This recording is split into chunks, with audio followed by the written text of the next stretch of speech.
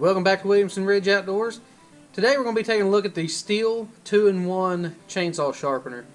And I have a couple little tips for it because they only make these in certain sizes. And my chainsaw, the Echo CS-590, they do not make the Stihl 2-in-1 sharpener with the correct size files in it in order to be able to get for my chainsaw. So I've modified mine just a little bit, and it's not a hard thing to do, real simple to do. So I'm going to show you what I did with it and show you how it works and everything. So stick around and we'll take a look at it. So let me show you what we got here. We have the Stihl 2-in-1 tool, and this tool comes with, or at least the largest size that I can find, is a 5.2 millimeter, and the Echo CS-590 takes a 5.5 millimeter file, for the to match the teeth, to get your file size correct, to match with your teeth. So, anyways, the largest I can find, and I don't think they make it. They might make it, and they just don't have it around my area or whatever. But was that 5.2 millimeter. So Stihl actually makes files that are 5.5, but they don't fit into the holes on this tool because, I guess they're actually just made to fit specifically, 5.2 millimeter. It's the biggest hole size that they have. So, and I've already had them in there, but I'll show you the process of what I done to make them go in. Real simple. Not saying this is the correct way to do any of this, but it worked for me. So just thought I'd share this because this is actually seems to be the best method that I can find to sharpen a chain, even over all the electric sharpeners and all that kind of stuff. It's kind of a if you have one advantage, say on the electric side, then you have a disadvantage on it too. So for instance, I've done a review a while back on the County Line 12 volt chainsaw sharpener, and it works great. It sharpens the chain like you wouldn't believe. It works really, really good. But after you do go through and you sharpen the teeth on the chain, then you do have to go back through and file the depth gauges on it. And then you have to be close to a battery. And I've tried to use it a few times out in the field, and I always catch myself going back to this because I don't have to hook up wires, and then I have to get right against, if I've got my tractor out in the field, I have to get right against it. It doesn't have long enough cord or anything to get away from it. I guess you could put extensions on it. That would work, but it's not something that I've taken the time to try to put extensions on that supposedly portable sharpener. So I wanted to find one of these that had the correct files in it. Couldn't do it, so I bought the correct size files and thought, well, maybe I can change them out. Worst case scenario, I just ruin the sharpener and lose the money or whatever. But real simple thing. Let me show you what I did. I have to remember to mute my phone whenever I'm doing videos. But in the end of this tool, you see those holes in there, and those files slide into those holes. So in order to get the new files in, see, the old files goes in here. Try to get that into the shop. There we go. They just slide in the hole, and they just slide down in there. Your cap goes on it. They close up. So the new file would not fit in there, and it's still a little bit tight. But the good thing about this is we can fix that with a drill. So we just put our file in our drill,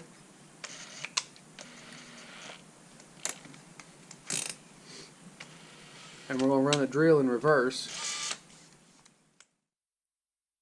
Just going to take our drill in reverse, put it in the hole, just run it backwards and push on it. If you run it forward, and it'll actually suck itself in there, and you risk breaking the plastic that's in here, and you don't want to bust the plastic because the plastic's what holds everything in place. So we run it backwards and push on it, then it goes in.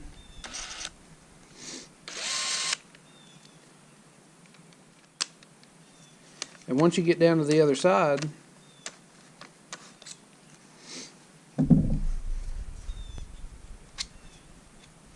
you can just push it in, because the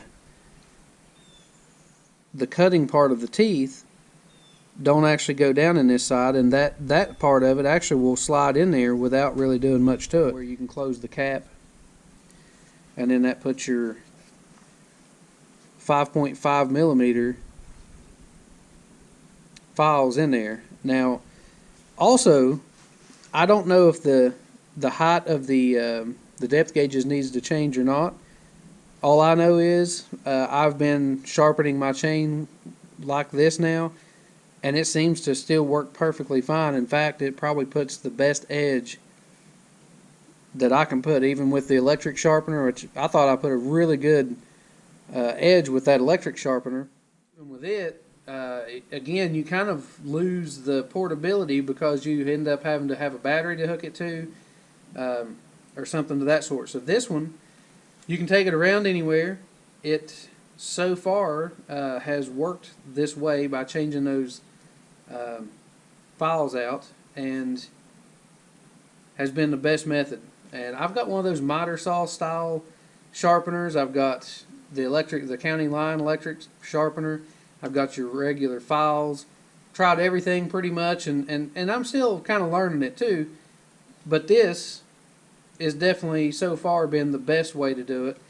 And it's probably a little bit quicker because it does hit your depth gauges as you're going through it, as opposed to going through it chain, say, twice because of sharpening both sides of your teeth, and then having to go back through a third time and hit your depth gauges.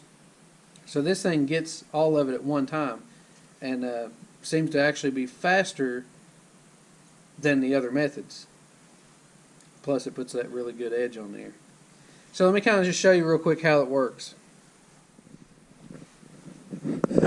You can pull this all the way back and line up the angle of the handle with your blade, and then you can just push and hold that same angle all the way across.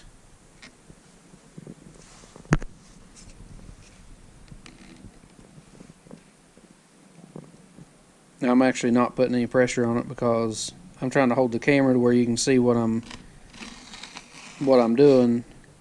But you want to hold this at that same angle all the way across.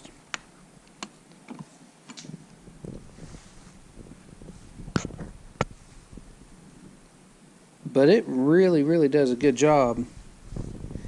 I'll see if I can get a little bit better shot of that.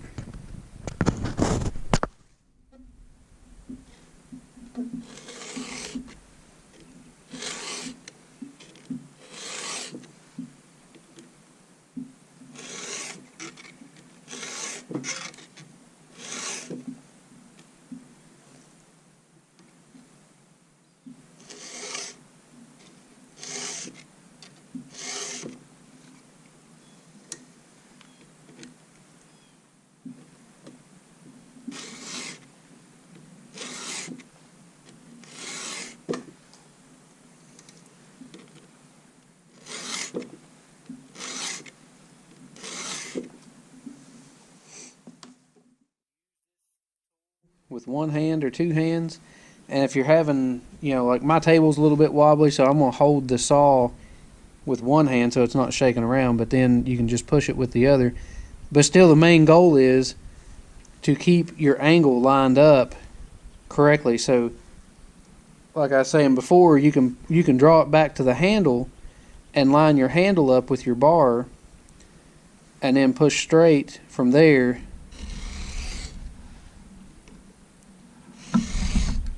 And another thing too, you don't want to pull it backwards or pull it back towards you against the tooth.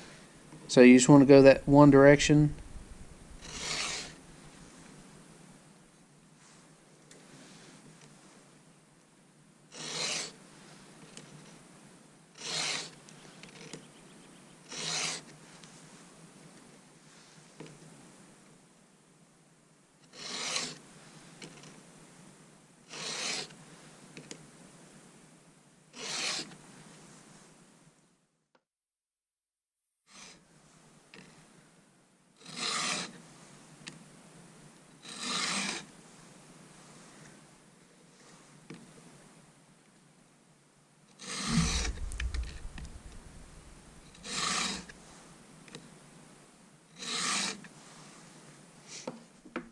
This tooth, if you look how defined the point and the edge are, I think that, in my opinion anyways, is what makes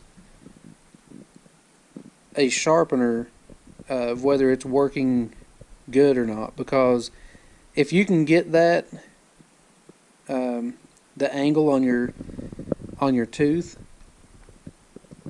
to be, or this edge on it to be perfectly straight and come into a nice defined point, I think that's kind of what you're looking for. It seems to work the best for me anyways. You don't have to excuse the mess today. I am filming pointing in my garage today, and we still haven't finished the garage, and kind of in the process all the time of using it for some storage, and where it's not finished, then all of our tools that we're using, that kind of stuff gets ended up, that stuff piles up in here, whatever. But anyways, plus it's raining, that's why I'm in the garage today, and I wanted to get this video out there because I know there's probably a lot of people that, you know, maybe have an Echo CS-590 but cannot find that Stihl 2-in-1 sharpener that has the same or the correct size files in it. So I just kind of wanted to show that and let you know that you can change those files out. Just be careful when you do it, because you want to try to stay as centered up in those holes as you can. If you get them wallered out to one side or the other, then yeah, it's probably not going to work to the best, you know, that it can. So just try to make sure, if you do try this, I'm not saying I necessarily recommend it or anything like that. I'm just saying that it worked for me, and so far it really seems like it puts the best cutting edge on my saw. I mean, I'll show you some video of that, or some footage of it.